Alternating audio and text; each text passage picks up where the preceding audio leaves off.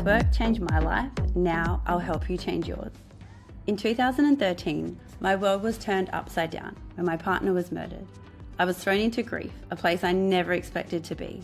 The last decade plus has been a journey of healing, learning what works and what doesn't. Also how to rebuild from the darkest of places.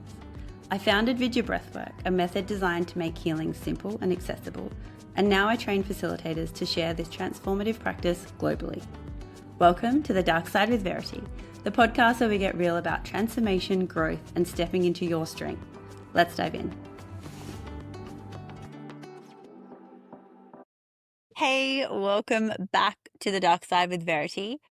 This episode, I'm going to talk to you about running retreats, how I started running them, why, where, and maybe if it's a thing that you want to do. I'll give you some behind the scenes of how they unfold. Before we begin, let's take our breath to sync up together. Soften your body, your eyes, and take a big inhale through the nose. And then a long, gentle exhale. Allow this to be your point to land, your space to check in. Just giving yourself that moment, that pause to be here and now. And to recognize what it took to get here. Maybe it was a crazy morning. Maybe you've got your morning ritual down pat. Or maybe you're listening in between work. Just acknowledge you. And when you're ready, come into this episode.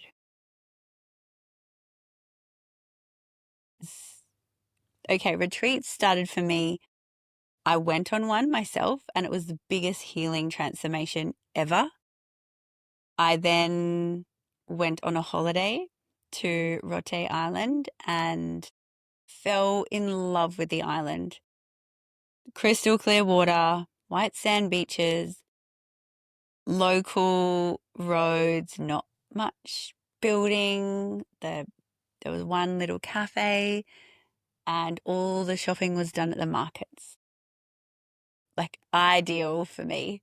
In 2015, when I went there, I just said, whatever it takes, I'm going to end up running a retreat here. It took me to do yoga teacher trainings before I even got to that point. And I remember the end of my teacher training, they're like, what are you going to do with this? I'm going to run retreats. And I said, when? Like, oh, I'm not sure. Well, you could literally do it now. Okay. So I did. I built a website.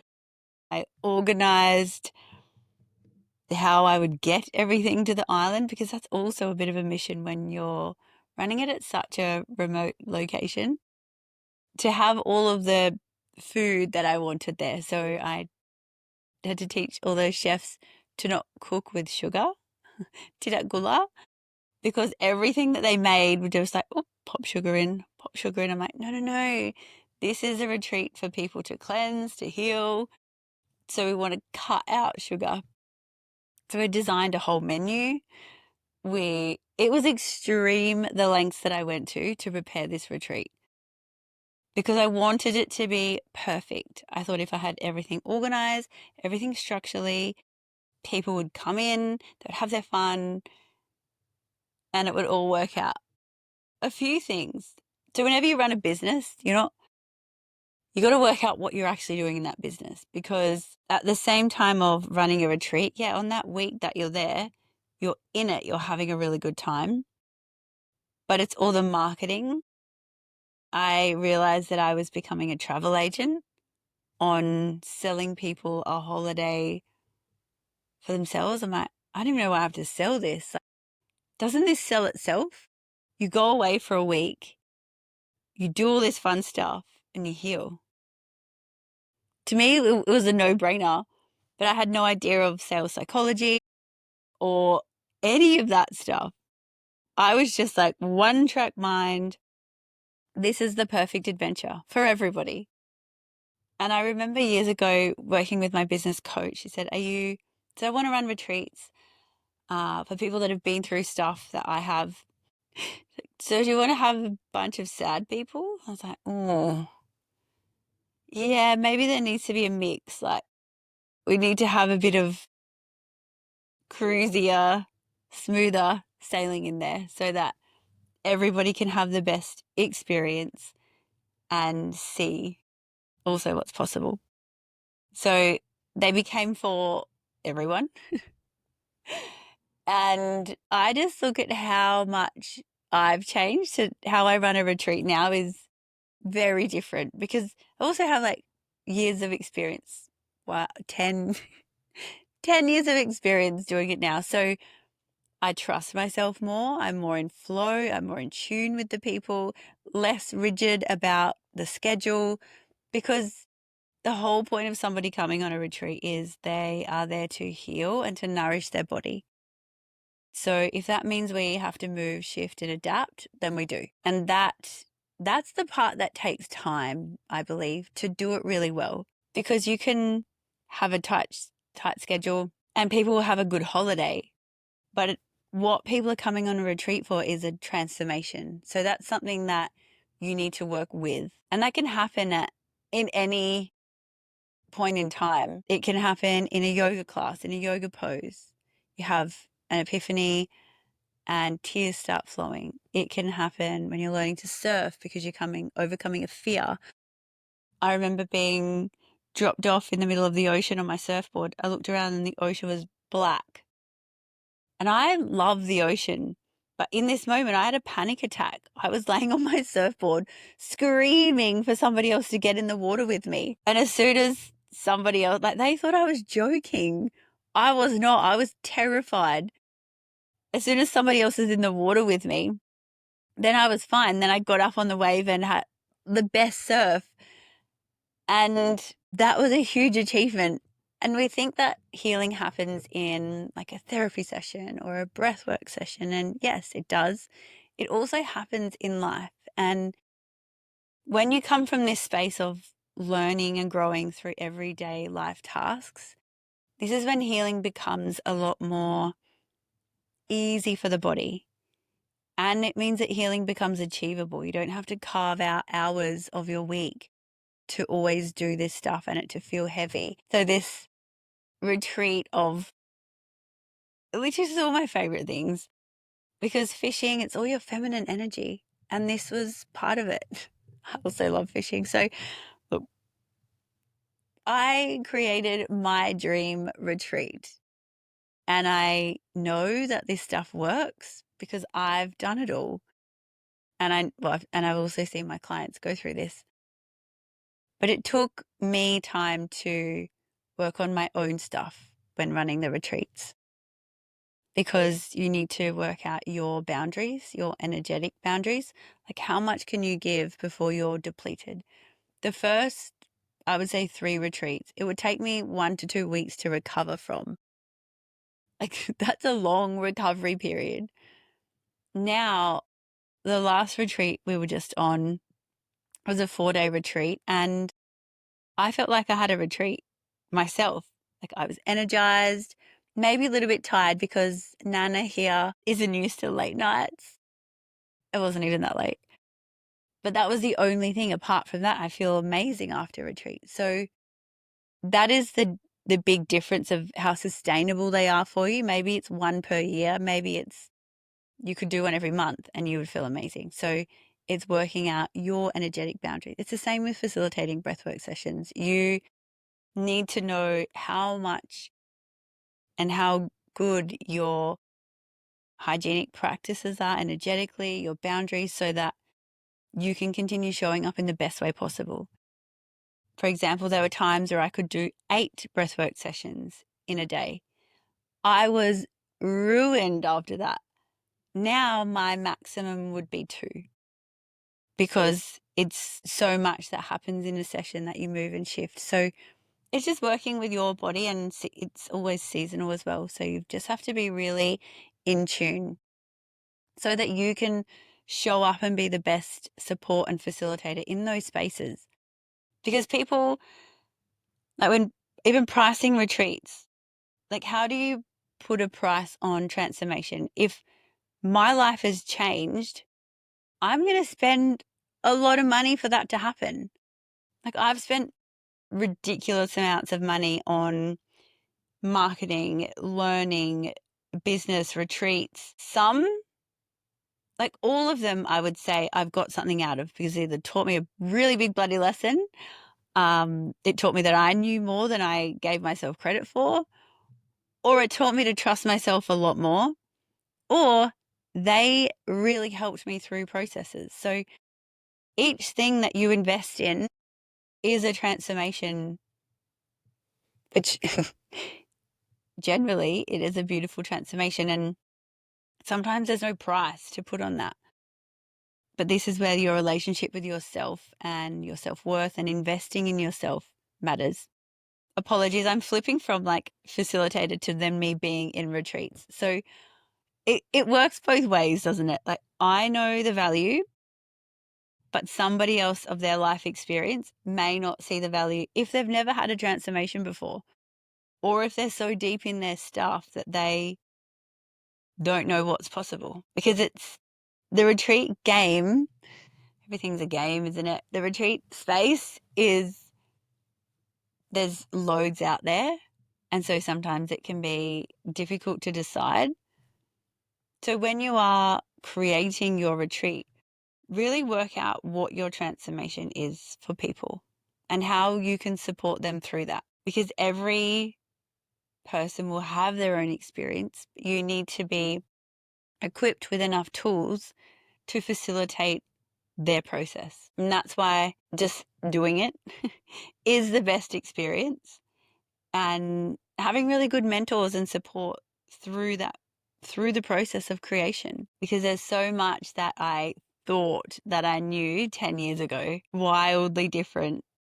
The things that I really put value on and were important, like I had diaries with logos, I had recipe books, I had like workshops that I'd bring all of this stuff over to the island for.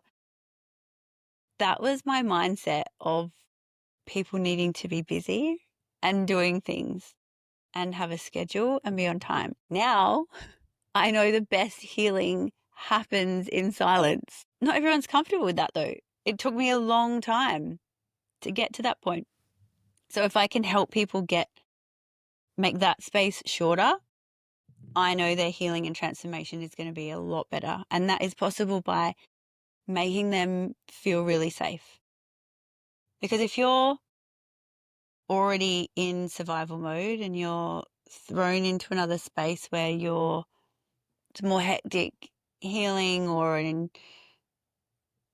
you're not prepped, then it's probably going to feel horrible in your body. And a retreat is literally a retreat. It's away from your normal life, away from you having to support loved ones, friends, family, kids. You get to be in the space of being healthily selfish. And quite often that can be rare for people, especially if you're a parent. We run a business. And so it's such a gift to be able to go away and have time, but also value yourself enough to take that time without it causing like more stress or upheaval in your family life. The first retreat I went on was 500 USD. Everybody in my circle was like, this is ridiculous. Why would you ever pay that much to go on a retreat? In my mind, I'm like, I basically don't want to live. So it doesn't really matter what it costs. Like if I can figure out ways to feel happier, feel calmer, to be able to live in this life, well then yeah, I'm going to pay it, because I'm running out of options. I can't ignore the feelings and emotions and pretend like everything's okay. I wish it did, but it just doesn't work like that. So for me, that money was so worth it. And so it is, you're paying for the transformation. And that also, if you're a participant, is up to you, because it's how much work you put in while you're on retreat, and how much you're willing to do, how much you're willing to let go of, how much you're willing to accept help and receive. Like it's definitely a two-way street. because healing is our own responsibility. A retreat is this amazing space where that's created, where you get to be relaxed, work through stuff you may not have had time to, and really get to the root cause of why, so that then you can create space from that and then start to implant and rewire what you actually want. Sometimes we can go through life and cast and cruise, and then 10 years goes by and you're like, not really sure that I chose these. Well, I did, unintentionally, but it's really nice to have goals or a plan. So when I ran the retreat, the marketing was a massive part. Once people are in retreat, like that's what I love. And so having the connection between the two of when people are there and selling to people to get there, that was the space that I had to heal. Because even though I knew it was amazing, I still felt like I was like, oh, like at that point years ago, I was like, selling is icky. But it's not. I just had zero clue because it's another skill that you need to learn in business.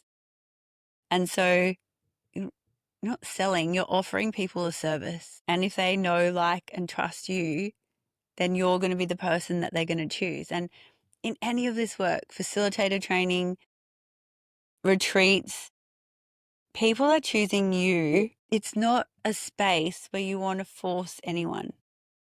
People will be attracted by shiny things. Maybe there's a cheaper one. Maybe there's one with a different type of modality or transformation. Great, that's going to resonate with them. You will find your people if you just keep showing up and being you and putting out what you know works, what you're great at, what you're able to facilitate. There's no point in offering something, making it sound fancy and spiritual, because quite honestly, majority of people need to do the groundwork first. Because if you're stuck in survival mode, you're not creative, you're not able to like energetically channel. So you need to do the groundwork before you can go up. Because if you go from bypass all of it's the heavy stuff, right? It's understanding and working and feeling your emotions. That would be cool if we didn't have to all do that, but we do. And so if you skip that part, it's going to show up later on. I just wish that I knew about this and did this earlier, because it's actually not hard. You just have to take some time to work through it. And so offer what you know is going to work for your clients and where you're at. Because pricing a retreat, again, it comes down to transformation, but you have to believe that that's what your retreat is worth. If you're selling something that's like 60 grand, like, do you actually believe that your retreat for that one person for $60,000 is valuable to them? It may be, but you have to energetically align with that for it to translate. Because when you're on a retreat, like that's the fun part. You meet people, you're all there for a reason, and you always find a connection with every person on retreat of like how you're there. Like the world is huge, but it's also small. And when everybody shows up being their raw, vulnerable, authentic self, that's when you make friends for life. I've made some amazing friends being on retreat and also facilitating. And it's why I want everybody in the world to be able to show up like that all the time. So when people say, how are you? Oh, I'm good. Like, be real. You're probably not good in that moment. I don't know. But if we're all just honest, I feel about our emotions, the world it'll be bumpy, but we'd be able to navigate it a bit more. So that's why I think retreats are a great thing to do. Week-long retreats are a lot. Being away from work, life, business, it's a big chunk of time for people. So when you're planning your retreat, work out what's going to work for your demographic. Because when I came, all of my retreats in Bali were for a week previously. And then when I came back to Darwin, I ran day retreats. because it was COVID times, and that's what people could manage. So there were day retreats, it was 5 hours, and you work out what kind of flow you want for people to go through. Previously, I had like connection, movement, then we would talk about breath work, journaling. I would put everyone into an ice bath prior to the breath, and then we'd do a deep breathe and then connect and journal afterwards. That was a whole nervous system journey for people. Massive transformations in a day. Now I'm doing retreats or events. I guess it's less time, so it's an event, 3 hours, and that's connection, movement, and a breathwork session. So it's dependent on where your demographic is at and what you enjoy running and hosting, because there's lots of planning that goes into retreats. Accommodation, food, all of your activities, space being held in a container that is cohesive to everybody in the container it's huge. So check in with yourself, your body, whether retreats are a thing for you. At the start, I was so excited because, like I said, it was all my favorite things. And I will probably do them again like that because it lights me up. And I know what happens for others. But it's space to be able to have time to design that for a really great transformation. And so it's a really big commitment when you start planning a retreat, because your time is the most precious thing. People are gifting you their time to go spend a day, a week with them. Like, that is a lot of trust from your clients. And so when you're planning, be really respectful of that, because there's lots out there, and you really want to make sure your selection is wise for the transformation that you desire at the time. When you're hosting your retreats and collaborating or selecting your facilitators, this is really important too. It's the same as an event, to make sure that you work well together, because you may have a certain way of doing things, they may have a certain way, and there's nothing worse than facilitators or people collaborating and that's not cohesive. So that has to be really worked out at the start. So my retreat journey has gone from 1 week to a day to 3 hours on my events. I think I did it backwards to everybody else. If I was giving advice, I would start with events, then go to a day, then go to a week-long retreat. I think I do things just like bullet a gate because I want to know what's going to work. Also, what's fun for me at the time. That is my big thing in business, is that it's got to be fun. Put all this work in to have your own business to then hate your day every day. You might as well get a job and go work for someone else that you don't have the after hours thoughts come in. But when you do nail your business and really love what you do, there's nothing else like it, especially when you're working with people in the transformation world. Theirs is literally the best. It's why I help people run retreats. It's why I created the facilitator training. It gives you purpose, it gives you freedom, and it allows you to help people. You're holding space for them to transform. Tell me something better. There's not. Yeah, retreats are for everyone.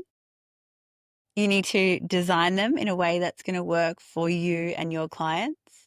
If you're going on a retreat, you need to select well, know what you want your outcome to be, or have an intention, because it'll probably most definitely change along the way. But having that groundwork in is important. Most of all, have fun. When we're going through these discoveries, it really is about staying light in your heart so that you can continue to be open. Beautiful. Let's take a breath to close. Big inhale through the nose and let it go. Thank you. I appreciate you. Your task from this podcast is write out your dream retreat, what you would like to do every day, what would nourish your body, your soul, and then just try and implement some of these into your daily life. Because we want your life to basically be a retreat. Yeah, it's life, so you're going to have to do some other things. But everything that is taught on our retreats are tools that you can take home tangibly to implement into your life. Because that's these tiny rituals that you do every day and love will be part of your transformation. Take care. Enjoy.